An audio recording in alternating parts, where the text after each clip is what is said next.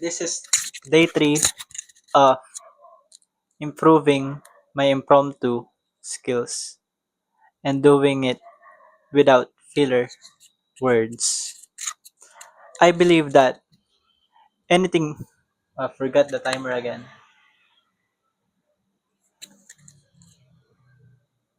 I believe that anything that happens to us are just a matter of probability and don't really have any meaning or special purpose to it.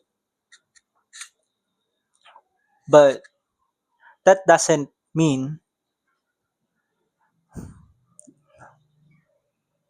that we should look at it negatively. Why? Because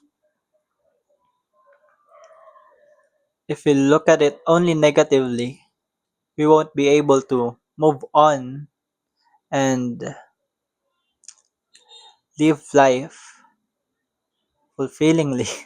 And we should be able to always find a lesson on everything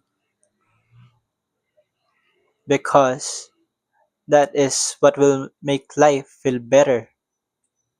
So there is always a lesson on every experience. Thanks for watching.